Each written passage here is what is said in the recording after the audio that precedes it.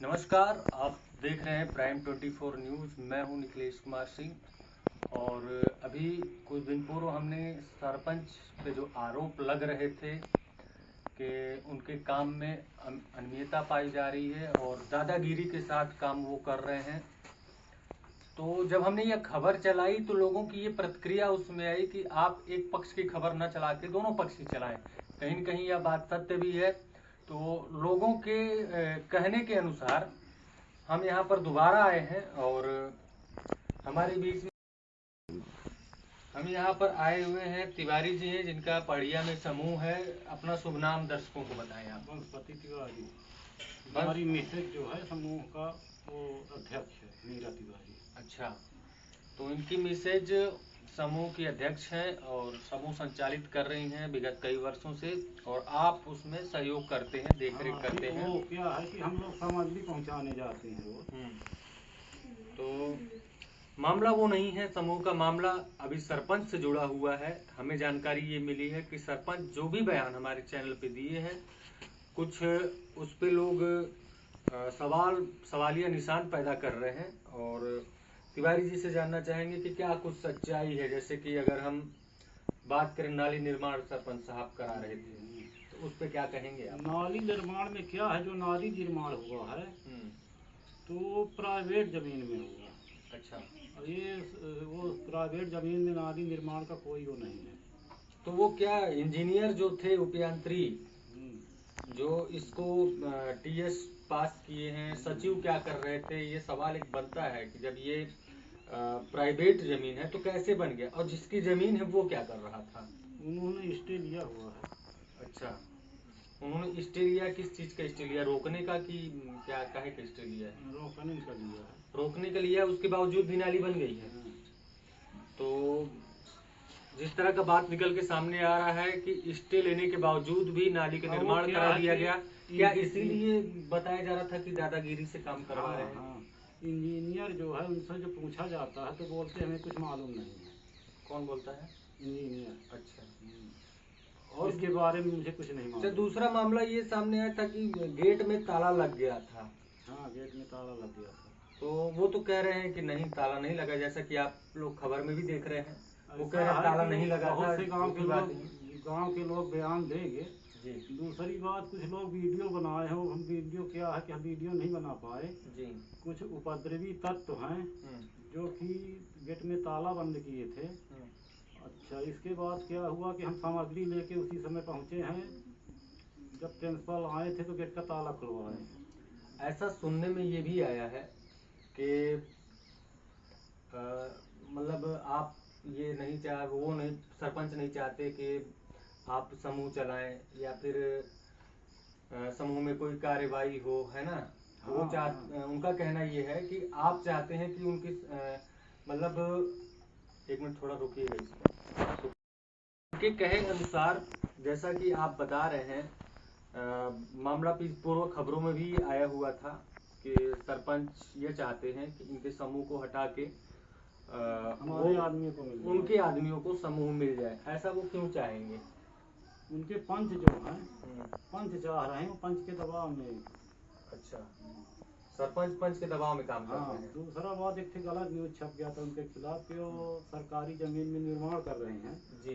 तो सरकारी जमीन में निर्माण नहीं कर रहे हैं, उनका पंच कर रहा है। अच्छा, जो सरकारी जमीन में निर्माण वाली बात हुई थी, वो सरकारी जमीन में पंच निर्माण कराए हैं। और इस पे कहीं कहीं शासन प्रशासन मौन बनाए हुए है, ये देखने को भी मिल रहा है। हम ग्राउंड जीरो रिपोर्ट आपको दिखा रहे हैं। और ये जो आप देख रहे हैं, ये जो बिल्डिंग तैयार हो रही है, कहीं न कहीं ये सरकारी जमीन पर बनी हुई है। वो भी स्कूल की जमीन है और विद्यालय की जमीन है। तो हमारा प्रश्न चिन्ह सरकार से बनता है और तहसीलदार से बनता है कि आखिर में ऐसा क्यों हो रहा है? क्यों जब तक कोई बड़ी घटना नहीं होती है तब तक शासन क्यों नहीं जगती है? तिवारी जी, हम आपसे ये जानना चाहेंगे कि ये सारी विवाद की जड़ शुरू कहाँ से हुई? कैसे आप दोनों में ऐसा विवाद चालू हुआ? ताला किसने मारा था? ताला मारने में रघुनंदन विश्वकर्मा था, उसका भाई सुनंदन विश्वकर्मा था, और ये पंच अरुण तिवारी थे। और एक क्यों ताला मार, इतने लोग मिल के एक विद्यालय में ताला मार देना, बच्चे बाहर बैठे हुए थे, क्या क्यों हुआ मारे? है कि हमको गलत इल्जाम लगाए अच्छा, विद्यालय में। क्या लगाया गया इल्जाम आपको? हमको गलत इल्जाम ये लगाया गया कि एक सुधांशु चतुर्वेदी है, स्कूल का छात्र है जी और एक रसोईया है जी। उसका पिताजी का जो का मारपीट का मुकदमा चलता है। अच्छा सुधांशु चतुर्वेदी का पिता जो है वो रसोईया सिया दुलारी तिवारी है, उसका कपार फोड़ दिया था। अच्छा। इसका मामला लास्ट स्टेज में चल रहा है और गवाह जो है, गवाह के लिए पुलिस वाले आए थे तो उसको सम्मन दे गए हैं कि 1 तारीख को आपको हाजिर होना। अच्छा उसके बिहान भय के केस है कि सुधांशु चतुर्वेदी स्कूल में 10वीं के छात्र है जी। अच्छा, मध्याह्न भोजन उस दिन बना था, हम भी थे, जैसे सामग्री लेते जाते थे, कोई रोक टोक नहीं थी, रोज जाते थे जी। तो ये क्या हुआ कि सब लोग बच्चे खा चुके थे और चलने की तैयारी थी। 2-4 रसोइया बाहर खड़ी थी, वो अंदर थी, तो ये हम ही से बोलता कि पापा खाना है।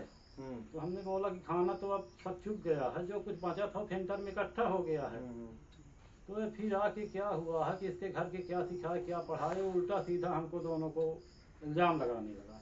अच्छा, कैसा इल्जाम लगा रहा था? इल्जाम लगा रहा था कि हमने इनको गलत देखा, ऐसा वैसा। नहीं, ये तो मामला हमारे सामने भी आया, ये किसी के चरित्र से जुड़ा हुआ था, इसलिए हम इसको न्यूज में ही दिखाना चाहे। जब आप खुद खुलासा कर रहे हैं कि इस तरह की चीजें आ रही तो उस पर हम चर्चा जरूर करेंगे। इस तरह की बातें क्यों, किसके कहने से ये किया गया? ये अपने घर के कहने से किया है। अच्छा। इसके माँ बाप सिखाए कि आप भी फंसाओ किसी तरह उस रसोइया को, के दबाव में आके राजीनामा लगा दिया। अच्छा। हाँ। आपकी उम्र क्या होगी तिवारी? हमारी उम्र 60 वर्ष है। आपकी उम्र 60 वर्ष है और जिस रसोइया के ऊपर इल्जाम लगवाया जा रहा है उनकी उम्र क्या होगी? या फिर उनकी उम्र होगी जैसे 40 के करीब। 40 के करीब उम्र है। वो भी हमारे रिश्ते में भयाहू है, रिश्ते में वो हमारी भयाहू है जी। निश्चित रूप से हम आपसे ये बताना चाहेंगे कि हो सकता है कि षड्यंत्र का शिकार तिवारी जी हो रहे हों। ये कहीं न कहीं षड्यंत्र के जरिए गांव में तमाम तरह की राजनीति चलती रहती हैं। इनके समूह को हटाने के लिए इस तरह के प्रपंच को रचा जा सकता है, लेकिन अब इस चीज को सिद्ध कर पाना थोड़ा सा मुश्किल हो पा रहा है कि वास्तविकता क्या है। अब तिवारी जी भी अपनी तरफ से सिर्फ सफाई दे सकते हैं और प्रमाण तो नहीं दे सकते हैं, क्योंकि साज के पास कभी प्रमाण नहीं होता है, पहली बात। तो सारा आपके कहने का मतलब ये है कि सारा प्रपंच जो रचा जा रहा है ये सरपंच के द्वारा रचा जा रहा है। सरपंच के द्वारा, दूसरी बात ये बच्चे के द्वारा जो इसका मारपीट का मुकदमा चल रहा है। अच्छा। ये पंच शामिल है, सरपंच से ज्यादा ये पंच शामिल है तिवारी। अच्छा। तो इनके काम को लेके जो आप खुल के आप सामने आए हैं और आरोप लगा रहे हैं इनके काम में अनियमितता, किन किन कामों में अनियमितता आपको दिखी है? इनकी अनियमितता ये है कि ये जो इनकी बहू है वो रीगा में रहती है जी, उसका सारा काम यही करते हैं। अच्छा। हाँ। साइन वगैरह कौन करता होगा? साइन तो हम नहीं देखते हैं। क्या साइन भी वही करते हैं? अब ऐसा है कि जो कोई कागज वगैरह ले जाया जाए तो फिर क्या है कि अंदर जाएंगे और साइन करके ले आके दे देंगे। अच्छा, रीवा में तो ऐसे बहुत से सरपंच हैं जो अपने मतलब पत्नी है तो पति काम कर रहा है, बहू है तो ससुर काम कर रहा है। सरपंच ही छोड़िए, सचिव भी हमने ऐसा देखा है कि पत्नी की जगह पे पति काम संभाल रहे हैं और भाई तक काम संभाल रहे हैं। ऐसा भी रीवा में देखने को मिला है। तो कितना किस हद तक ये सही है? ये बात पूरा सही है कि पूरा मतलब काम कर रही हैं। इनकी बहू वहाँ रहती है और जब आपने इनसे पूछा तो ये बोले कि हम ये मतलब उसका डॉक्यूमेंट लेते हैं, सहयोग कर रहे हैं। तो हम भी अपनी पत्नी का सहयोग ही न कर रहे थे, सामग्री ले जाके हम क्या कर रहे थे जी। तो ये जब गेट में ताला बंदी थी तो ये फिर गए अंदर, ये जिसका हमने नाम लिया है ये सब प्रिंसिपल के पास गए हैं और ये सरपंच ससुर जो अशोक तिवारी हैं। क्या प्रिंसिपल इन लोग के दबाव में है? दबाव में पूरा है प्रिंसिपल। क्या उनके पक्ष में है? दबाव में इसलिए है कि पूरी सच्ची घटना कोई जांच में आता है, स्टाफ पूरी घटना सही बताता नहीं। अच्छा। ये तालाबंदी का कहीं कोई जिक्र नहीं करता। अच्छा। हाँ। तो एक बड़ी बात निकल कर यह सामने आ रही है कि आपका कहना यह है कि जब आप सरपंच के ससुर होते हुए उनके कागजी कार्रवाई या फिर उनके काम को निरीक्षण कर सकते हैं, देख सकते हैं, करवा सकते हैं।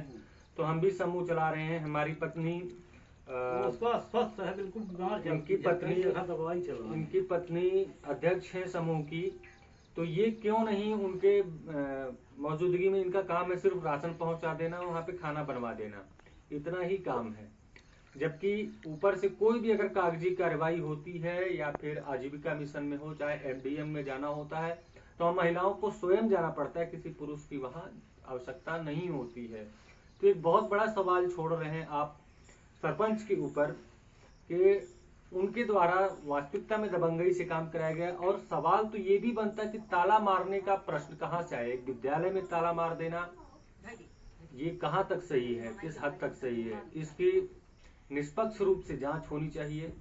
हम भी अपने चैनल के द्वारा ये अपील करना चाहेंगे कि जांच हो, जांच होने के बाद जो भी इसमें दोषी साबित हो उससे कड़ी से कड़ी कार्रवाई हो।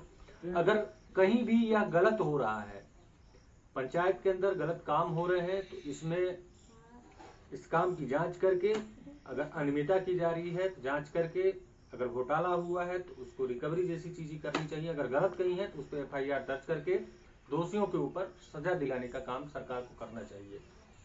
आप हमारे साथ बने, आपका बहुत बहुत धन्यवाद।